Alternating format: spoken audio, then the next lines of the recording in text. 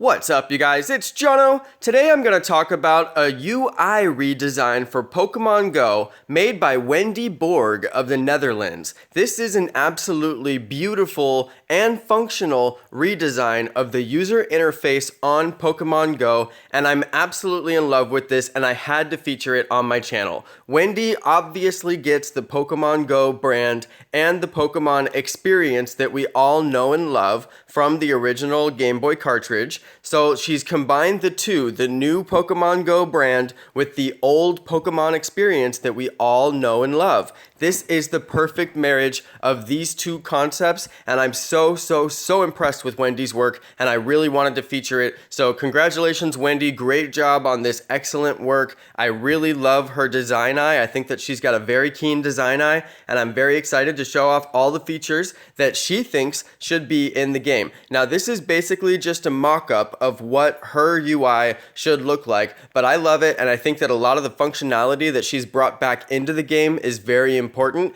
and I think that it's really good stuff, so that's why I'm going to feature it. So this is redesigning the experience. The redesign focuses primarily on recapturing the Pokemon experience of exploring, collecting, and competing.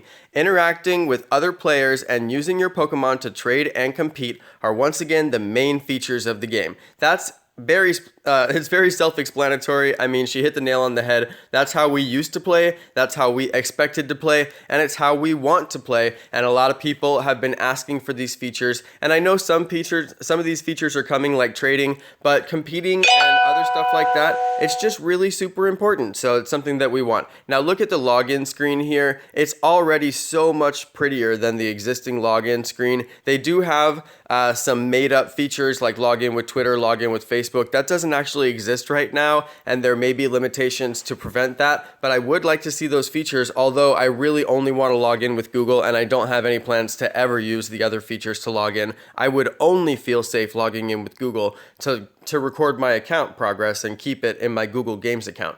So let's explore Wendy's overworld. This is a minimalistic redesign. Pokemon spawns are determined by proximity to the player.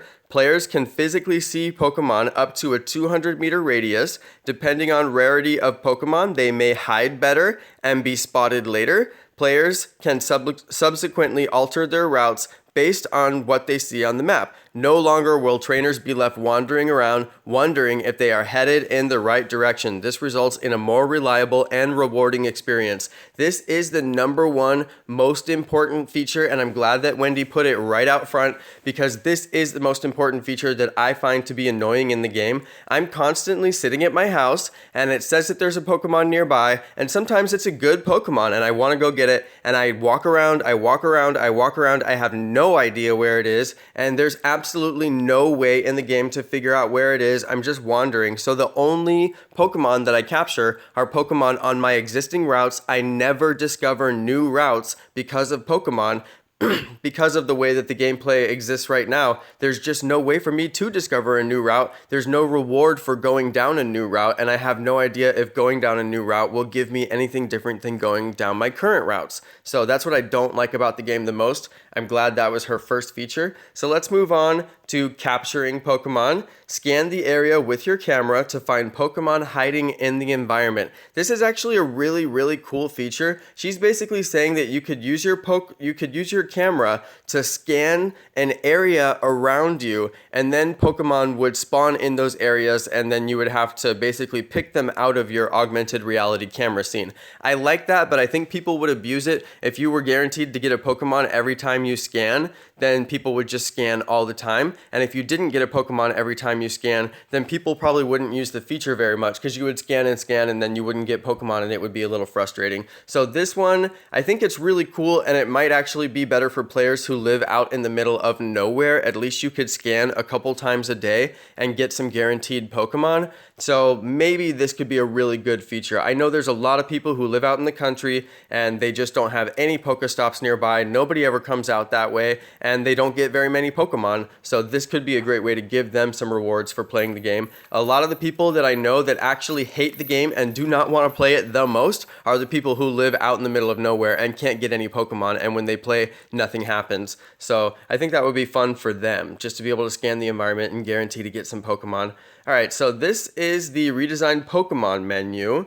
It looks like here we've got a couple of different, it's basically just different icons, different colors on certain things. I don't see too much different here.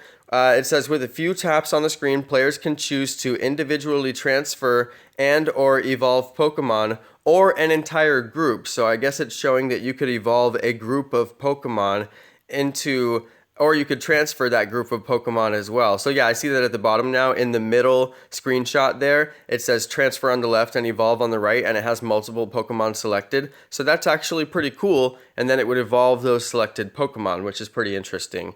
So let's move on to the Pokédex redesign. This is the overview. Quickly access all available Pokédex entries by scrolling. Tap the Pokédex entry provides tapping the Pokédex. Oh goodness, I can't even read. Tapping the Pokemon entry provides detailed information. Wow, Jono, you learned to read. Good job. Oh my god.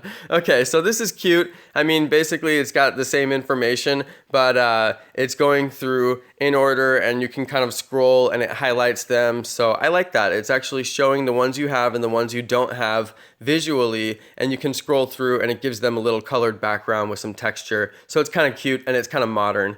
All right, so let's move on to the items screen. This is a big improvement. Pokestops give items and directions for rare Pokemon spotted nearby. Conquer nearby gyms to claim a Pokestop and get additional items. Kind of cool. Basically, you can use gyms to augment the item gaining process. Right now, gyms have nothing to do with items. And in the old Ingress game, you actually did get items at every single stop. And I would like to get items from gyms because sometimes I show up at a gym and I don't battle, and there's really no reason for it to be there for me in some cases. So I would like to have some kind of reason to get more items from battling gyms. Something to work that in would be perfect. So it says here the timer increases if the same stop is used too often. That's also very similar to the way that Ingress used to work. For those of you who don't know what Ingress is, you might have to look it up because it's just another game that was very similar to Pokemon Go that came out before it, and it was made by Google. All right, so this is the Pokemart. I think this is one of the smartest enhancements in this whole UI redesign. Pokemart needs to come back. Why is it called the shop? It should be called Pokemart. I would want to buy so much more stuff if it was the Pokemart and not the Pokemon shop. I don't get it. I love the simplistic UI. I love the flat icons. Everything here is flat icons. I think that flat icons are super modern, very simplistic. They're cartoony, but they still get the point across very clearly of what you're looking at. So I like flat icons. I'm a big fan, and I'd like to see more of that. The Pokemon Go that we see now went more in the direction of 3D, and when I first saw it, I thought this looks kind of weird. I like the look of the Pokemon, but everything else just doesn't look like the original brand at all. And some of the things like the Pokemon, like the Pokestops, they're just completely made up. Like that icon, the circly spinning icon, that never existed, and it's very futuristic, and it doesn't really match the Pokemon brand in my opinion. So I would like to see something more like this that's closer in tune with the original Pokemon brand and not so futuristic and 3D and out of tune with what we all came to know and love in the 90s. All right, so let's move on here. It says in the shop, you need only a specific amount of items. I should read it correctly. Need only a specific amount of items. Players can choose how many of each item they want to purchase. Players can buy items unavailable elsewhere, such as clothes, accessory, gear, and upgrades. I mean, why wouldn't they let us buy accessories and clothes in the game? It's just an easy way to get us to waste more money, and everybody's gonna do it because you wanna have those custom accessories. Every game does this. Pokemon Go basically has the most limited shop I've ever seen, and they should have called it the Pokemart just to keep it in touch with the original brand. So there's a lot of missteps in the branding and keeping it in tune with the original brand, and I really wish that they would just lock it down tight and get it right back in tune with the original brand. I want to see the Pokemart. I think that's an easy fix that they could actually make immediately. It should be called Pokemart. I don't understand why it's not. It actually makes me a little bit upset. Okay, so let's go on to the player profile. The player profile is the gateway to interaction between players. Players can view their own statistics, while opponents can get an impression regarding your strength by consulting your prizes and your trainer class title. The trainer class automatically changes depending on your current team. In the example, an ace trainer is characterized by a balanced, evolved, and high-level team. So that's pretty interesting. I want to see more stuff. Basically, the stronger I get and the better of a team I get, I want to look like more of a badass. You know what I mean? Like, I want to look like I'm scary, and I want people to be like, dang, Jono, I can't even battle you. You'll smash me. And I'm like, yeah, like that should be clear on my profile. So I think that they need to do a lot more work on the person-to-person profile and on how you would be able to see other people's profiles, because I don't want just anyone to be able to see my profile. Oh, I would like anyone to be able to see my profile, but not my avatar in the game on the map. That's one feature that I don't want. I don't want other people seeing where I'm physically located. All right, so take your Pokemon to battle, take over gyms for your team, and battle friends or passers-by. So that's pretty cool. I'd like to be able to battle people. Now this is really interesting, the augmented reality experience. One of the things that I like the most about this screen right here is the what will Hypno do right in the center there. It has the attack button, it has the backpack button, it has the switch Pokemon button, and it has the run button. So I really like that it actually says on the screen how to do everything. It's really not clear in the current user interface how you interact with the game, and you basically have to figure it out. I still meet people who don't know how to attack in the gyms. They just don't know how. They never explain it in the game. I still meet people who are high level, like level 15, 16, and they don't know how to do a second attack. They've just never figured out how to do the second attack in gyms, and they barely ever attack gyms. So it's really not clear. It needs to be made more clear, and I'd like to see that made much better in the game.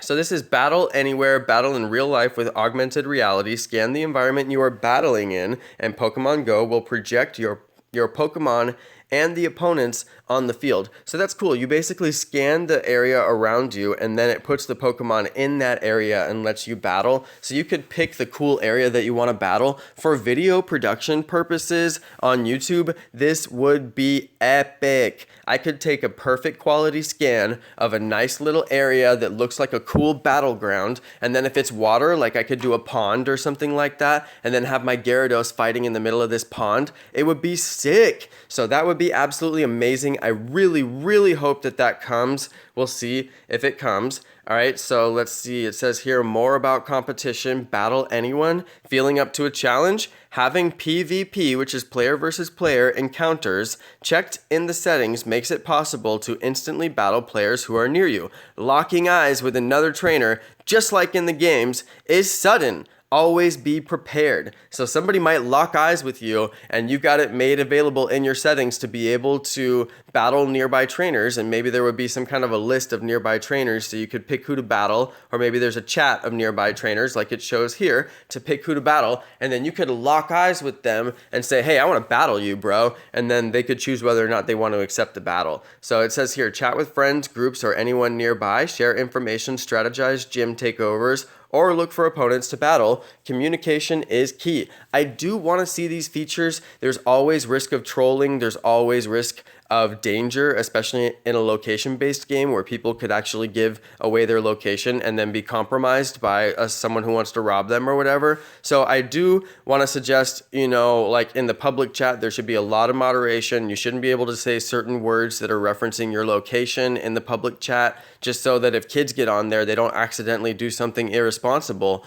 But other than that, I think that I think it'd be great to have those features just to be able to recruit and maybe have like clans and groups and things like that, and be able to, get together a team like Team Rocket. I always thought before the game started we would have a team like Team Rocket, and then I could be like a team, and it wasn't really like that. The teams ended up being more global. So I'd like to still see private groups. All right, so let's move on to friends. Forge new friendships. Had fun battling someone, hunted Pokemon together, add them to your friend list to invite them to your groups, have private conversations, and keep track of how far away they are from you when they are online. So that would be kind of interesting. If you're friends with someone, they could see where you are. I don't know if I'd necessarily want that. Like, I don't even like that feature on Facebook where my friends can see where I am now. I actually hate that, and I'm going to turn it off. But it might be useful on here. If I want my friends to see my location, I could turn it on, and then people who are my friends could see my location on the map, just like they could see a Pokemon on the map. So that'd be pretty cool. All right, it says here, multi-battle. As a group, you can partake in 2 versus 2 multi-battles, or Battle Royale. Groups consisting of more than 2 active players will need to take turns, which I think that's pretty interesting, but it would actually be fair that way. So here's trade. They are going to cover trade. I love the idea of trade, and I think trade is what we need in the game. I think it is going to make it a little bit tricky. Like if I can just give, a CP 3000 Gyarados to a level 2 player, then that's going to be a little bit crazy. I think that there should be level caps where you can't get certain Pokemon if you're not high enough level. I don't know how they're really going to do that, but I think that there should be some fairness in trading. You shouldn't be able to just beef up your little brother and then have him go stomp everybody at school. That wouldn't be that fair. All right, so let's go.